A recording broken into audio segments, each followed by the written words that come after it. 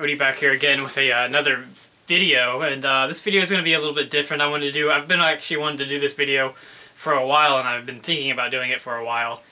And it's going to be more of a, I guess you could say, year-end review. I'm just going to show some of my favorite finds and buys of 2014. Partly I wanted to do this video because, I don't think I'm going to have any vinyl finds, probably...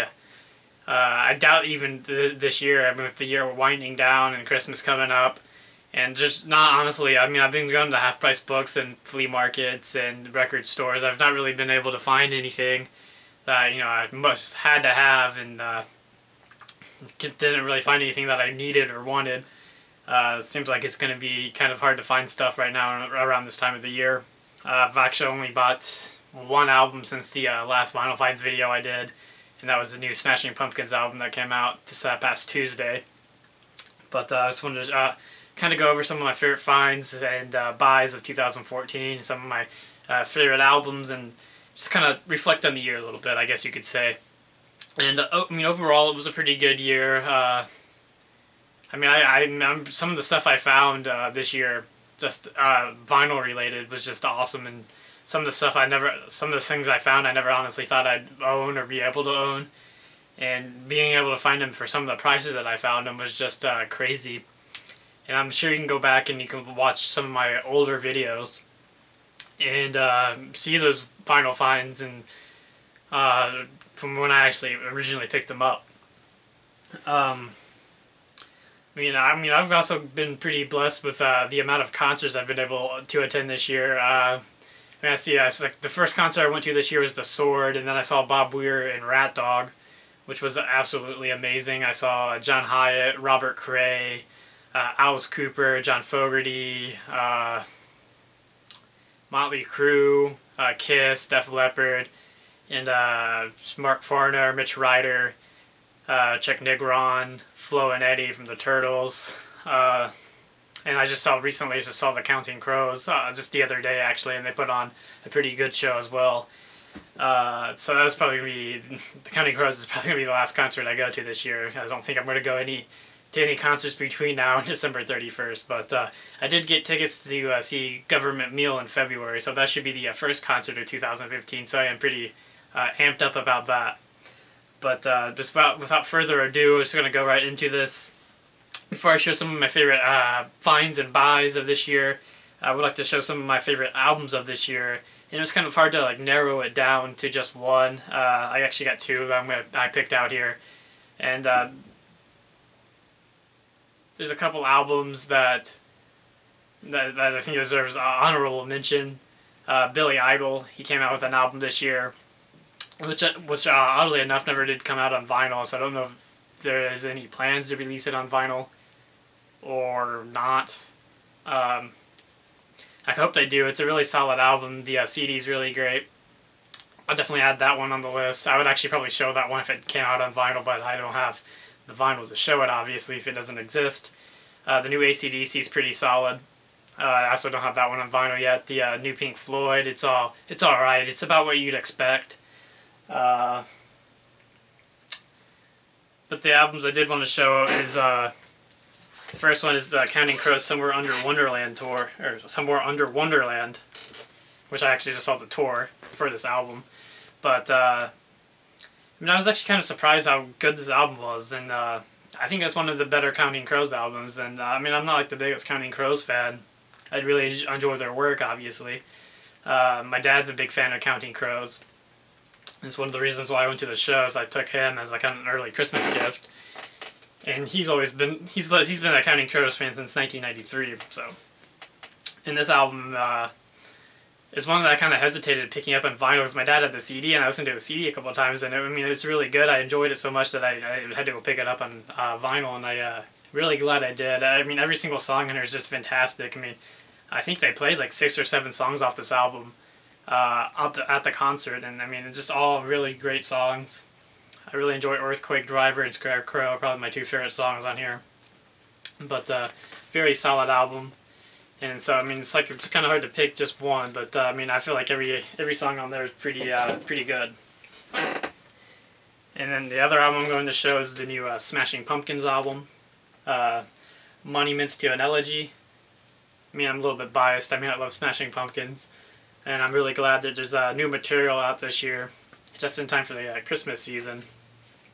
But this will be shown again probably in my next Final Finds video, which who knows when that could be. Maybe I'll get some stuff for Christmas, I don't know. But some of my favorite buys of this year would be... I really don't have about 3 albums to show for favorite buys. And the first one I'm going to show is one that actually came out at Record Store Day last year, 2013, in April. But I actually just picked it up this year, and it's Blind Melon's self-titled album. This is the 20th anniversary edition. This album is just fantastic. I actually did a review on this not too long ago. It's the last review I've done, and it's probably going to be the last review I'm going to do for a while, but I'm really glad to have that one. It's just a great album. If you ever get a chance to find this album in a store or online, I definitely recommend picking it up. Then another album, this was an eBay buy, and it's Smashing Pumpkins' Siamese Dream. And it's on the purple vinyl.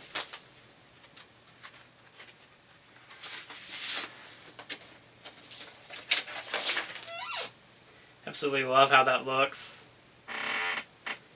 Just such a solid album too by the Smashing Pumpkins. Probably one of my favorite Smashing Pumpkins albums. That one and Melancholy. It's definitely a hard one to just pick one between those two, but they're both really solid. And I'm definitely happy to have that one on the purple vinyl.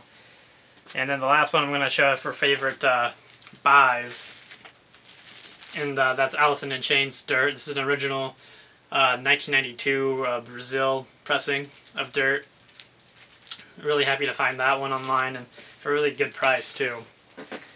And I really don't like buying things online, but sometimes when you just come across like an eBay auction or a Discogs listing for what I think would be a pretty good fair price, I mean, you gotta kind of gotta pull the trigger on it sometimes, because there's pretty much no guarantee. I mean, there's always a chance that you could run into a store, a flea market, or anything like that, and find something that you were searching for from that time period, and be able to pick one up and get a great deal on it. But there's some things that, I mean, if you get a good deal on it online, might as well go for it now if you really, really want it.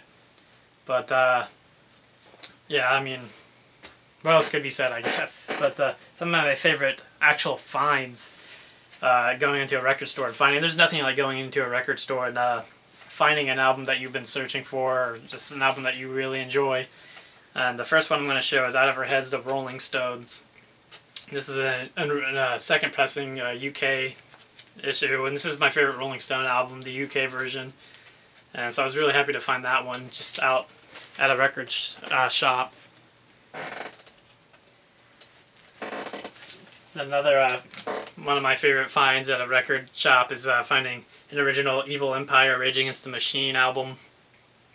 Found that earlier this year as well. Actually found this at the same record shop, different time, of course, but yeah. And then another one of my favorite finds. This is probably one of my top favorite finds of this year, just period. And this is an original 1995 pressing of Alice in Chains, their third album, in just fantastic shape.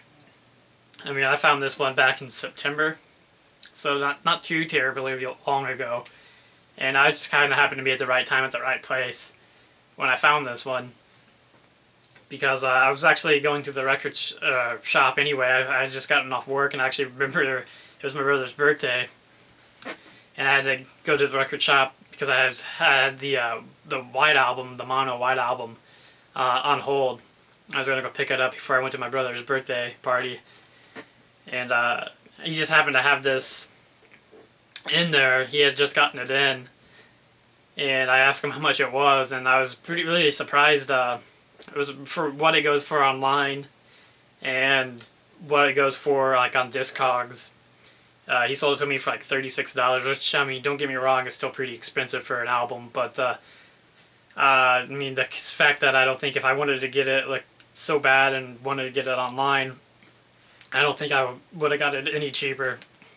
So, I mean, it was not like finding it for like $5 somewhere, but I mean, I think that's a pretty fair price for an album like this, but I was definitely happy to find it and be able to purchase it.